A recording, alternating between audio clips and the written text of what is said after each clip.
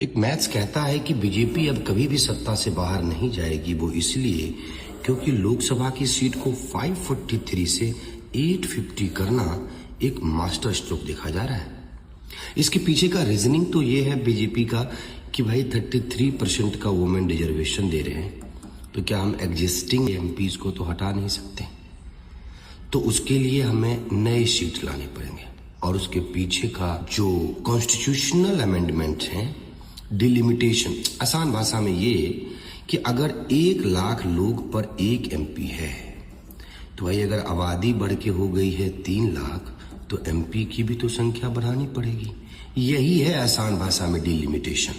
तो इस बात से अपोजिशन को प्रॉब्लम क्यों हो रहा है, वो क्यों नहीं चाहते थे, ये बिल क्यों नहीं पास हुआ?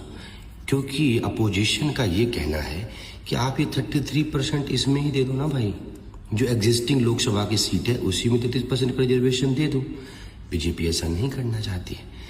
इसके पीछे बैकग्राउंड रीजन ये है कि नॉर्थ में ज़्यादा बीजेपी का कंट्रोल है, आप जानते हैं, साउथ में उतना कम है।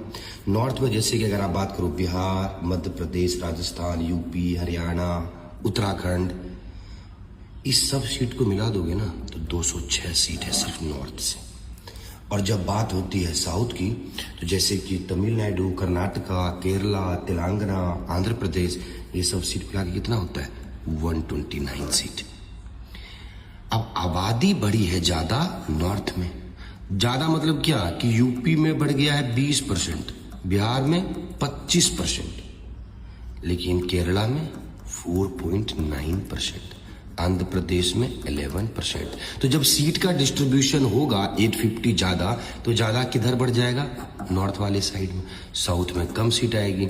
लेट सपोज करोगे अगर 850 में अगर मोस्टली अगर 2/3 अगर नॉर्थ साइड आ जाता है, तो बीजेपी हमेशा डोमिनेंस में रहेगी कि नहीं?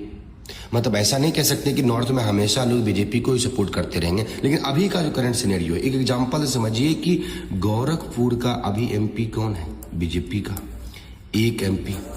लेकिन अगर गोरखपुर में हो जाते हैं 4 एमपी यहाँ के आबादी के हिसाब से, तो चारों भी तो कौन जीतेगा? बीजेपी, क्योंकि वही सेम जनता 1 एमपी को वोट दे रहा है ना भाई, तो वो अब 4 लोगों को दे देगी। तो नंबर ऑफ एमपीज जो है वो बढ़ जाएंगे किधर? भाजपा के लिए। ये एक मास्टर स्ट्रोक की तरह देखा जा रहा है। आपका क्या कहना है? आप कमेंट सेक्शन में बताइए। Thank you so much for watching. Hope it was worth it.